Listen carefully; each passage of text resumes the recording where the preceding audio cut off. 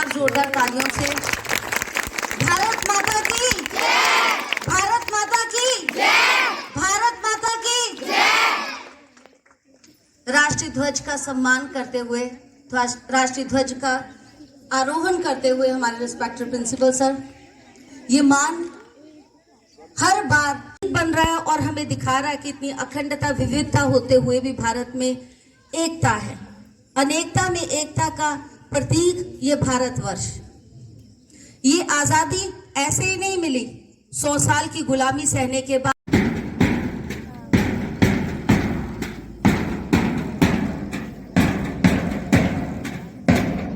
जैसे national anthem होगा हम सब सर को सलामी देंगे, उसके साथ सारे स्टाफ मेंबर्स भी सैल्यूट करते हुए उसके सामने परेड का संचालन करती हुई, आपके सामने अनेकता में एकता का प्रदर्शन करती हुई सभी स्टाफ मेंबर से रिक्वेस्ट है कि प्लीज सैल्यूट कीजिए।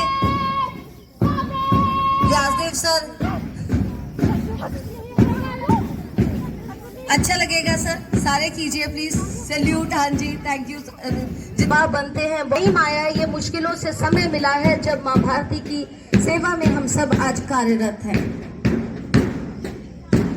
जिस तरीके से हर त्योहार मनाया जाता है, मुझे लगता है ये राष्ट्रीय त्योहार है, ये भी अपने आप में बहुत बड़ी बात है।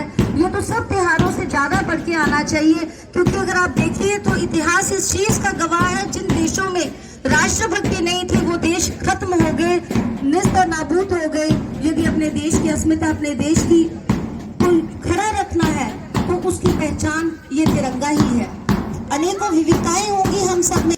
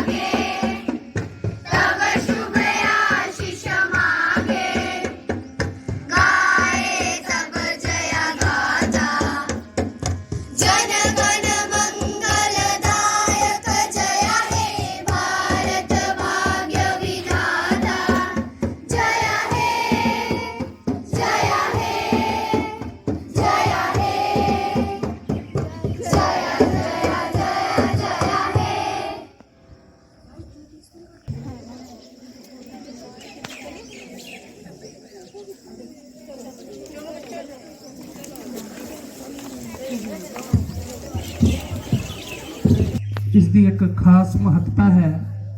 ਤਿੰਨਾਂ ਰੰਗਾਂ ਦੀ ਖਾਸ ਮਹੱਤਤਾ ਹੈ। ਜੋ ਹਰਾ ਰੰਗ ਹੈ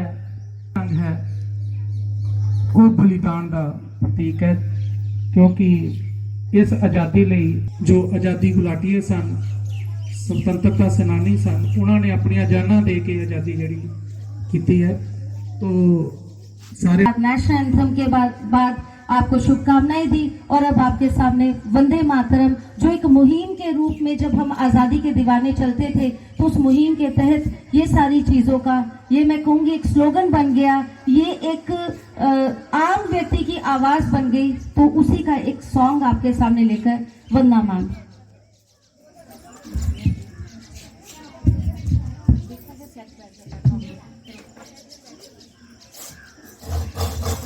वंदे मातरम, वंदे मातरम, सुजला सुफला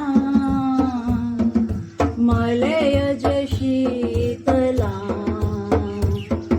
शस्य श्यामला मातरम, वंदे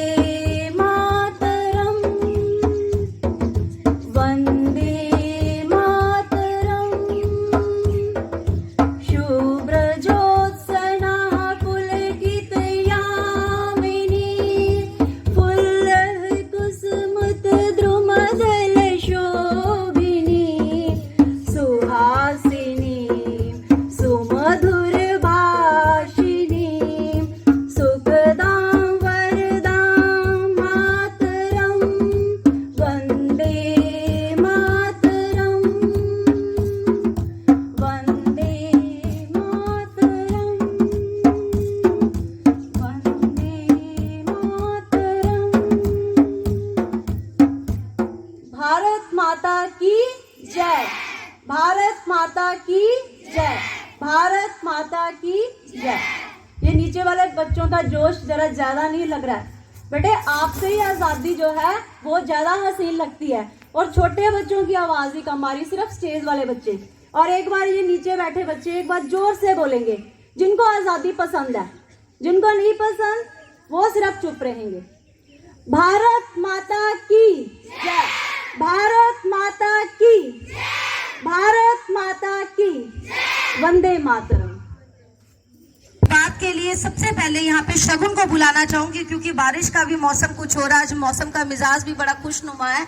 तो मैं रिक्वेस्ट करूंगी शगुन से कि वो आए और आपके सामने स्पीच रखे। शगुन।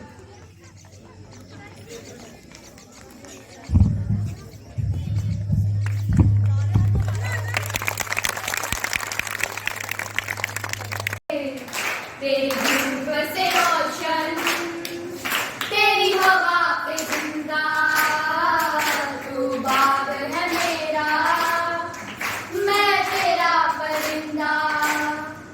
है अर्ज़िए दीवाने की, जहाँ भोर सुहानी देगी, एक रोज वही मेरी शाम हो। ओ कभी याद करे जो ज़माना, माटी पे मर मिट जाना, जिक्र में शामिल तेरा नाम हो।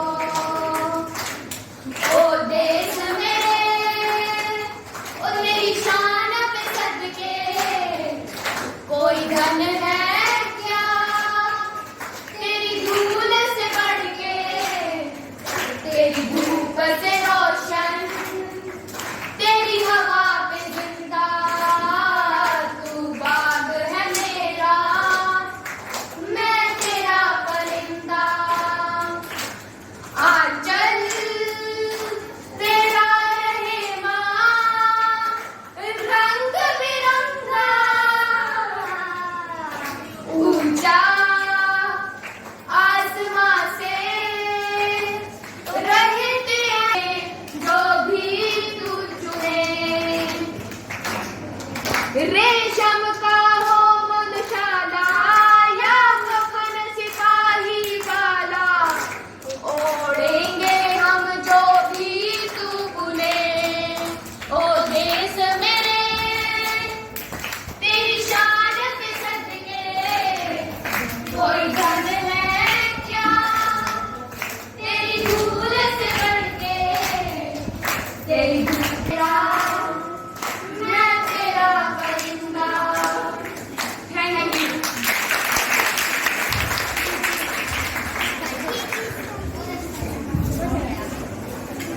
अभी बच्चियों ने यहाँ से सॉन्ग गाया।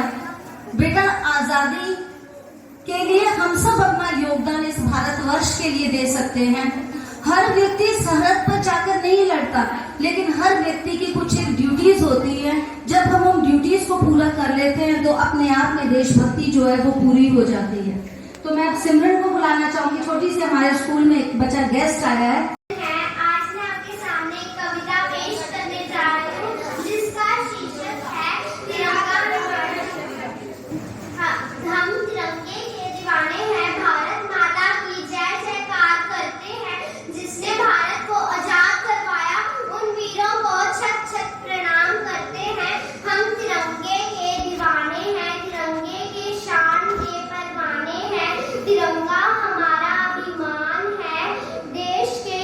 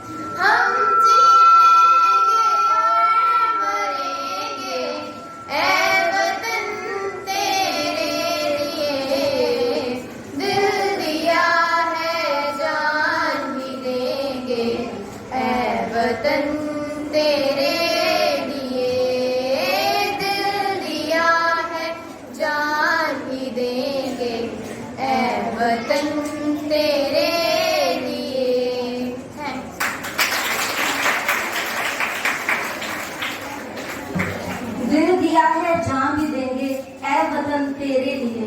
किसी ने यूं ही नहीं बोला कि यूनान मिस्र रोमा सब मिट गए जहां से, यूनान मिस्र रोमा सब मिट गए जहां से, कुछ बात है कि हस्ती मिटती नहीं हमारी। तो ये हस्ती इसी चीज से है कि हम अपनी देशभक्ति में कितने सराबोर हैं, हम अपने तिरंगे के प्रति कितने आश्वासित हैं। हम 50 साल और 75 साल ਦੇ ਰੂਪ 'ਚ ਜਦੋਂ ਵੀ ਕੋਈ ਚੀਜ਼ ਅਸੀਂ ਪੂਰੀ ਕਰਦੇ ਹਾਂ, ਜਿੱਦਾਂ 25 ਸਾਲ 'ਚ ਕੋਈ ਗੱਲ ਹੁੰਦੀ ਹੈ ਤਾਂ ਉਹਨੂੰ ਅਸੀਂ ਸਿਲਵਰ ਜੁਬਲੀ ਕਹਿੰਦੇ ਹਾਂ, 50 ਸਾਲ 'ਚ ਹੁੰਦੀ ਹੈ ਉਹਨੂੰ ਅਸੀਂ ਗੋਲਡਨ ਜੁਬਲੀ ਕਹਿੰਦੇ ਹਾਂ, ਜੇ 100 ਸਾਲ 'ਚ ਹੁੰਦੀ ਹੈ ਤਾਂ ਡਾਇਮੰਡ ਜੁਬਲੀ ਕਹਿੰਦੇ ਹਾਂ। ਸੋ ਇਸ ਸ਼ੁਭ ਅਵਸਰ ਨੂੰ ਸਾਡੇ ਦੇਸ਼ ਬਹੁਤ ਹੀ ਸ਼ਰਧਾਪੂਰਵਕ ਜਾਂ ਮਹੱਤਵਪੂਰਨ ਰੂਪ ਮਨਾਇਆ ਜਾ ਰਿਹਾ ਹੈ। ਸਾਡੇ ਸਟੇਟ ਸੈਕਟਰੀ ਸਾਹਿਬ ਨੇ ਵਾਰ-ਵਾਰ ਗੱਲ ਇੱਥੇ ਕੀਤੀ ਹੈ ਕਿ ਇਸ ਦਿਹਾੜੇ ਦੇ ਦਿਨ ਹਰ ਘਰ ਤਿਰੰਗਾ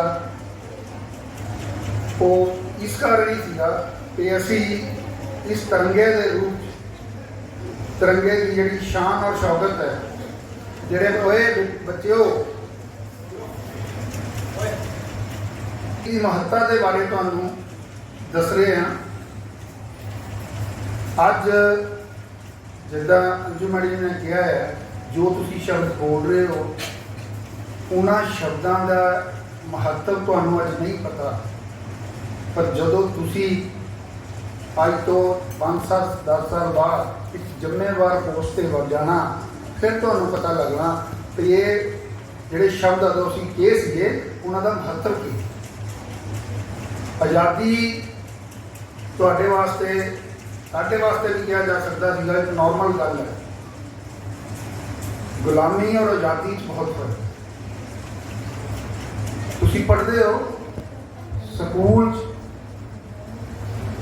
ਪੀਰੀਅਡ ਲੱਗਿਆ ਹੁੰਦਾ,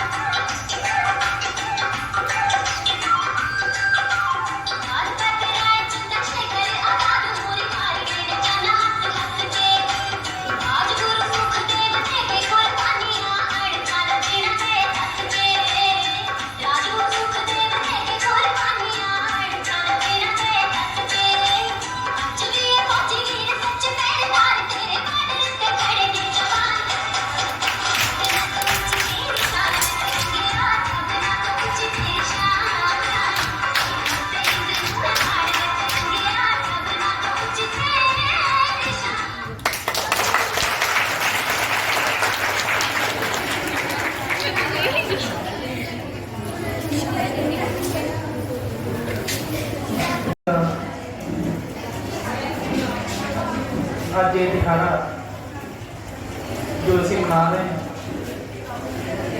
ਸਭ ਤੋਂ ਪਹਿਲਾਂ ਮੈਂ ਕਰਕੇ ਦਿਹਾੜੇ ਨੂੰ ਮਨਾਇਆ ਹੈ। ਇਹ ਜੋ ਕੌਮੀ ਦਿਹਾੜੇ ਹੁੰਦੇ ਹਨ, ਸਾਡੇ ਦੇਸ਼ ਦੀ ਸ਼ਾਨ ਹੁੰਦੇ ਹਨ, ਇਹਨਾਂ ਨੂੰ ਮਨਾਉਣਾ ਅਸੀਂ ਕੋਈ ਅਹਿਸਾਨ ਨਹੀਂ ਕਰਦੇ, ਬਹੁਤ ਜ਼ਰੂਰੀ ਹਨ ਇਹ ਦਿਹਾੜੇ। ਸਾਡੇ ਪਹਿਲੇ ਪ੍ਰਧਾਨ ਮੰਤਰੀ ਪੰਡਿਤ ਜਵਾਹਰ ਲਾਲ ਨਹਿਰੂ ਜੀ ਨੇ ਜਦੋਂ ਸੰਨ 47 ਦੇ ਵਿੱਚ ਝੰਡਾ ਲਹਿਰਾਇਆ ਸੀ, ਅੱਧੀ ਰਾਤ ਨੂੰ ਇੱਕ ਮੈਸੇਜ ਦਿੱਤਾ ਸੀ, ਸਾਰੀ ਦੁਨੀਆ ਨੂੰ ਸੰਦੇਸ਼ ਦਿੱਤਾ ਸੀ ਕਿ ਜਦੋਂ ਸਾਰੀ ਦੁਨੀਆ ਸੋ ਰਹੀ ਹੈ, ਸਾਡੇ ਜਿਹੜੇ ਭਾਰਤ ਵਾਸੀ ਹੈ ਉਹ ਜਾਗ ਰਹੇ। ਉਹ ਇੱਕ ਮੈਸੇਜ ਜਿਹੜਾ ਸੀ ਉਹ ਦੇਸ਼ ਵਾਸੀਆਂ ਵਾਸਤੇ ਇਸ ਕਰਕੇ ਮਹੱਤਵ ਰੱਖਦਾ ਹੈ ਕਿ ਅਜੋਕੇ ਯੁੱਗ ਦੇ ਵਿੱਚ ਸਾਨੂੰ ਜਾਗਰੂਕ ਹੋਣਾ ਬਹੁਤ ਜ਼ਰੂਰੀ ਹੈ। ਹਰ ਪੱਖੋਂ ਅਸੀਂ ਅਧਿਕਾਰਾਂ ਦੀ ਕਈ ਵਾਰੀ ਗੱਲ ਕਰਦੇ ਹਾਂ ਕਿ ਸਾਡੇ ਅਧਿਕਾਰ ਜੇ ਹਨ ਉਹ ਹਨ, ਸਾਡੇ ਅਧਿਕਾਰ ਜਿਹੜੇ ਹਨ ਖੋਏ ਜਾ ਰਹੇ ਹਨ, ਲੇਕਿਨ ਅਧਿਕਾਰਾਂ ਨੂੰ ਅਸੀਂ ਤਾਂ ਹੀ ਮੰਨ ਸਕਦੇ ਹਾਂ ਜੇ ਉਹਦੇ ਨਾਲ ਜੇ ਅਸੀਂ ਫਰਜ਼ਾਂ ਦੀ ਵੀ ਪੂਰਤੀ ਕਰੀਏ। ਅਧਿਕਾਰ ਦੇ ਨਾਲ ਸੰਵਿਧਾਨ ਦੇ ਵਿੱਚ ਸਾਡੇ ਫਰਜ਼ ਵੀ ਹਨ, ਫਰਜ਼ ਪੂਰੇ ਕਰਨ ਵਿੱਚ ਅਸੀਂ ਕਦੀ ਗੱਲ ਨਹੀਂ ਕੀਤੀ, ਲੇਕਿਨ ਅਧਿਕਾਰਾਂ ਦੀ ਗੱਲ ਹਰ ਵਾਰੀ ਕਰਦੇ ਹਾਂ। ਤਾਂ ਮੇਰੀ ਸਾਰੇ ਵਿਦਿਆਰਥੀਆਂ ਨੂੰ ਇਹ ਅਪੀਲ ਹੈ, ਸਾਰਿਆਂ ਨੂੰ ਅਪੀਲ ਹੈ ਕਿ ਇਹ ਨਾ ਸੋਚੀਏ ਕਿ ਦੇਸ਼ ਨੇ ਸਾਨੂੰ ਕੀ ਦਿੱਤਾ, ਅਸੀਂ ਇਹ ਸੋਚੀਏ ਕਿ ਅਸੀਂ ਦੇਸ਼ ਲਈ ਕੀ ਕਰ ਰਹੇ ਹਾਂ, ਆਪਣੇ ਫਰਜ਼ਾਂ ਤੇ ਪਹਿਰਾ ਦਈਏ, ਆਪਣੇ ਫਰਜ਼ ਪੂਰੇ ਕਰੀਏ, ਤਾਂ ਹੀ ਅਸੀਂ ਅਧਿਕਾਰਾਂ ਨੂੰ ਜਿਹੜਾ ਹੈ ਉਹ ਚੰਗੇ ਤਰੀਕੇ ਦੇ ਨਾਲ ਮਾਣ ਸਕਦੇ ਹਾਂ। ਬਾਕੀ ਠਾਕੁਰ ਸਾਹਿਬ ਨੇ ਔਰ ਰੰਜੂ ਮੈਡਮ ਨੇ ਵੀ ਗੱਲ ਕੀਤੀ ਹੈ ਕਿ ਵਹਿਮਾਂ ਭਰਮਾਂ ਦੀ, ਤਾਂ ਵਹਿਮਾਂ ਭਰਮਾਂ ਨੂੰ ਛੱਡ ਕੇ ਵਿਗਿਆਨਕ ਚੇਤਨਾ ਜਿਹੜੀ ਹੈ ਉਹ ਪੈਦਾ ਹੋਣੀ ਬੜੀ ਲਾਜ਼ਮੀ ਹੈ। ਜਦੋਂ ਤੱਕ ਸਾਡੇ ਵਿੱਚ ਵਿਗਿਆਨਕ ਚੇਤਨਾ ਨਹੀਂ ਪੈਦਾ ਹੋਏਗੀ, ਉਦੋਂ ਤੱਕ ਅਸੀਂ ਦੇਸ਼ ਦੇ ਵਿਕਾਸ ਵਿੱਚ ਭਾਗੀਦਾਰ ਨਹੀਂ ਬਣ ਸਕਦੇ। ਤਾਂ ਵਿਗਿਆਨਕ ਚੇਤਨਾ ਦਾ ਪੈਦਾ ਹੋਣਾ ਬਹੁਤ ਲਾਜ਼ਮੀ ਹੈ। ਨਾਲ ਹੀ ਨਾਲ ਸਾਨੂੰ ਪਤਾ ਹੈ ਕਿ ਕਲਾਈਮੇਟ ਚੇਂਜ ਕਿੰਨਾ ਹੋ ਰਿਹਾ ਹੈ, ਤਾਂ ਇਸ ਸੰਬੰਧ ਦੇ ਵਿੱਚ ਵੀ ਸਾਨੂੰ ਜਾਗਰੂਕ ਹੋਣਾ ਪਏਗਾ। ਵੱਧ ਤੋਂ ਵੱਧ ਰੁੱਖ ਲਗਾਉਣੇ ਪੈਣਗੇ, ਆਪਣੇ ਆਲੇ ਦੁਆਲੇ ਦੀ ਸਫਾਈ ਰੱਖਣੀ ਪਏਗੀ, ਹੋਰ ਜਿੰਨੇ ਫਰਜ਼ ਹਨ ਉਹ ਸਾਨੂੰ ਨਿਭਾਉਣੇ ਪੈਣਗੇ।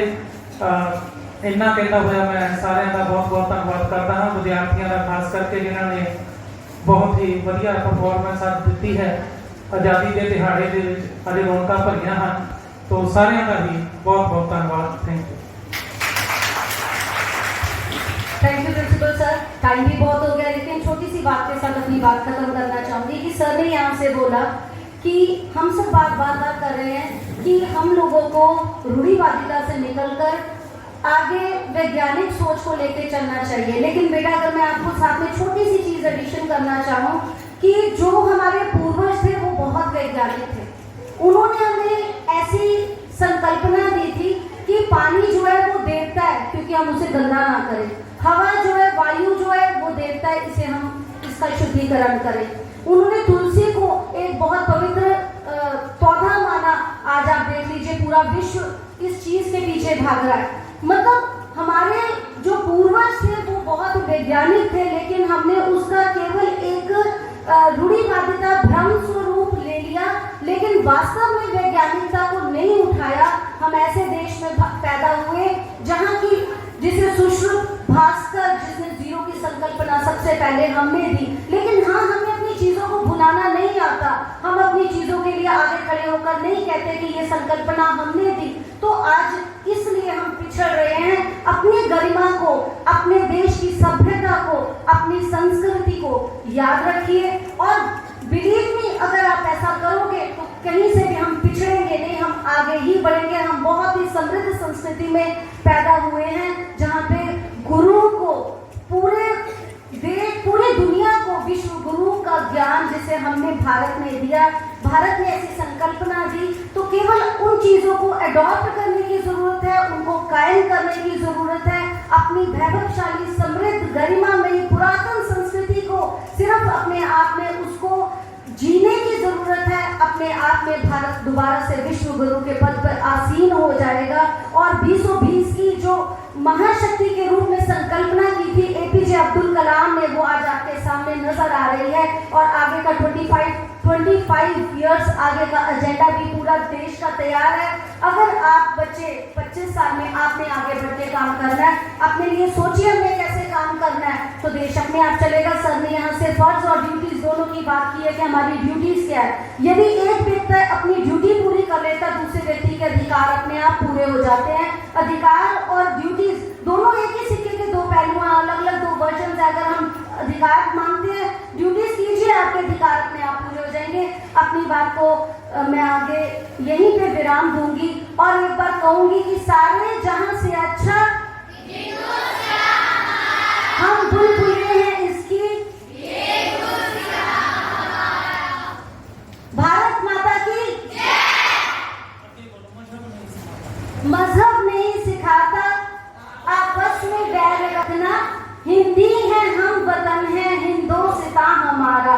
हम किसी भी जाति किसी भी धर्म के लोग हो, ये हमारा व्यक्तिगत मामला है। अपने घर की चारदीवारी के अंदर आप अपना धर्म मनाइए,